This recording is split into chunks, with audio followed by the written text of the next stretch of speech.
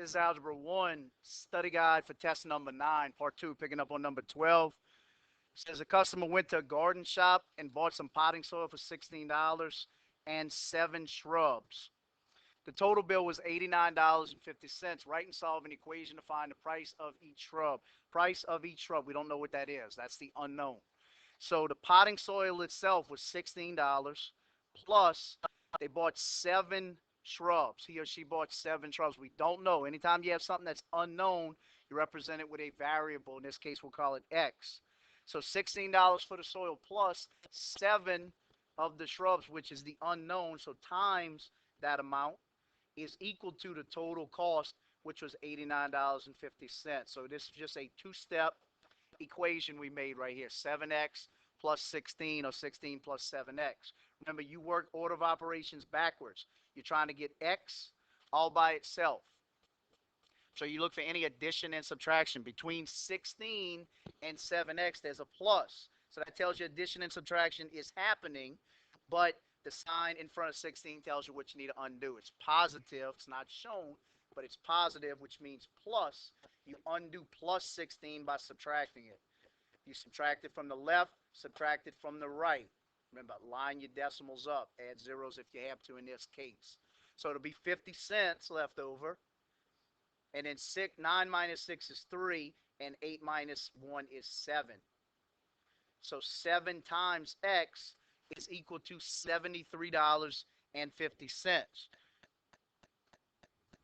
So then to get x by itself, you undo multiplication of 7 times x. Do the exact same thing to the other side. So divide by 7. Do the exact same thing to the other side. And $73.50 divided by 7 is $10.50.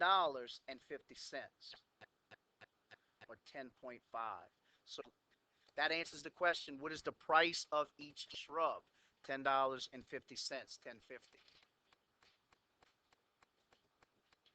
This one asks you to name the property shown. We haven't talked about a lot of different properties, so you have a very small list of them to choose from. We talked about commutative, associative.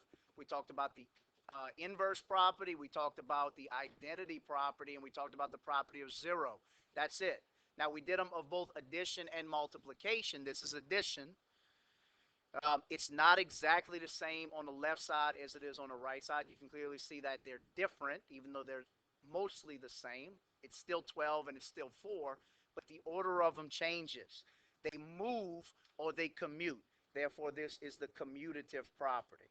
Remember, if the numbers stay the same, and only the parentheses move or the groups move, therefore, that would be the associative property. This one, the numbers actually move. Is the given number a solution of the equation? This given number 0. Is 15 minus p, or minus 0 now, equal to 12? If it's a solution, it'll be a true statement. This is not a true statement, so no, it is not a solution. Then we're solving these one-step equations. M plus 5 is equal to 13. Remember, you want M to be by itself. You undo plus 5 by subtracting it. Do it here. 13 minus 5 is 8. M is 8. X minus 7 is 14. Undo minus 7 by doing the inverse of it and adding 7. Whatever you do to one side, remember to do to the other. 14 plus 7 is 21. P minus 4 is negative 6. Undo minus 4 to get t by itself. Add 4. Do the same here. Remember, whatever you do to one side, you do exactly the same to the other. Now you have opposite signs, negative 6 and positive 4. So subtract the absolute value 6 and 4 and get the number 2. And then 6 is the higher absolute value. It's negative, so t will be a negative 2.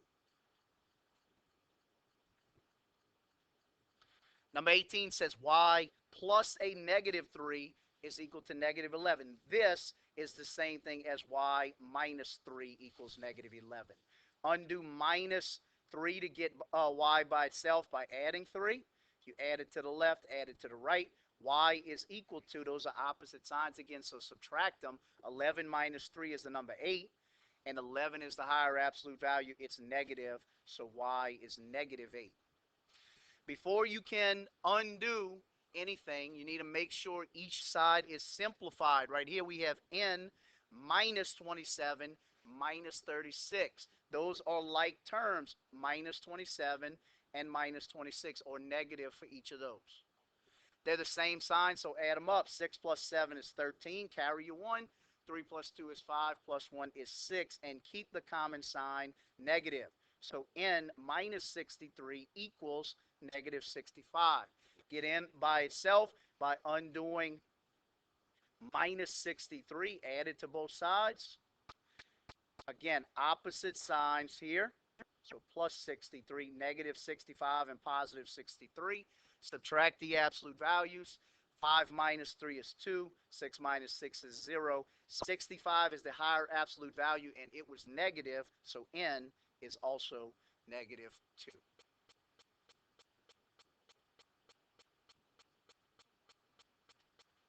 Number 20 says simplify the expression. Negative 6.7 minus a negative 6.9 plus 3.2. Anytime you have minus a negative, it means plus a positive. So negative 6.7 plus 6.9 plus 3.2. These are opposite signs here, so subtract the absolute values. 6.9 minus 6.7 is 0.2. And since 6.9 is the higher absolute value, it is positive. It stays positive 0.2. Plus 3.2 is going to be 3.4. And again, they're the same sign, so we added them up. They're both positive, so it will be positive, keeping the common sign. The absolute value of negative 16 minus 14. Negative 16 minus 14, same signs, add them up. 16 plus 14 is 30.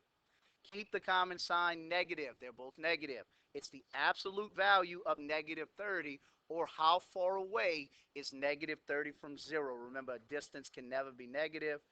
Therefore, it's 30 away. 1.2 times negative 6.9. If you have to, you could do it like this. 6.9 times 1.2. 9 times 2 is 18. 6 times 2 is 12. Plus 1 is 13. Placeholder 0. 1 times 9 is 9. 1 times 6 is 6. And add them up. 8, 12, and 8. And then move that decimal. You got to move it once for this one and twice for that one. So once, twice. And you get 8.28. Then ask yourself, there's a positive times a negative. That's an odd amount of negative numbers. Remember, an odd amount of negatives is going to be a negative at the end. Therefore, it is negative 8.28. Okay, number 23 is tricky. It's negative 4 to the 5th power. That is not negative 4 times negative 4. That's a very common thing. It's not that 5 times. It's 4 times 4, 5 times. So when you multiply 4 times itself 5 times,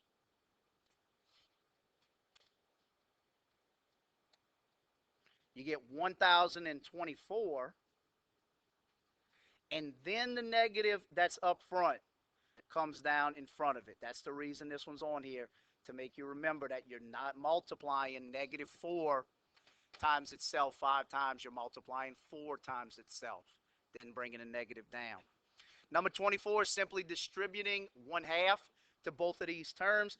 Half of 32m is 16m, and half of 16 is positive 8. We can't put those two together because they are not like terms. 6 divided by negative 6. A positive divided by a negative is going to be a negative. 6 divided by 6 is 1. Negative 14z minus 4z. Same signs. Both of them are negative. Add them up, 14 and 4, and you get 18z. And keep their common negative sign, negative 18z.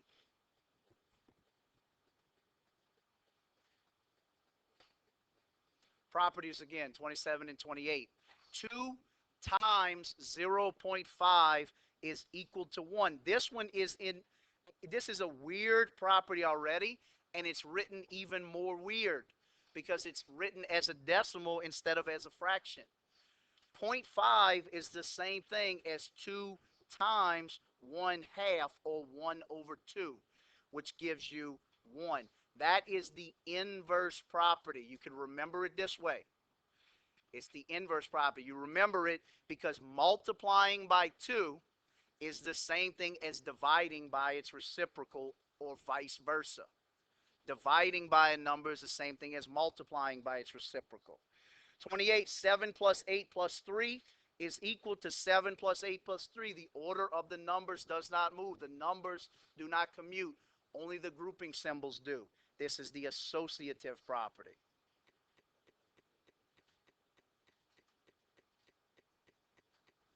Associative property. 29 says to write 9 times 9 uses an exponent. 9 times itself twice using an exponent.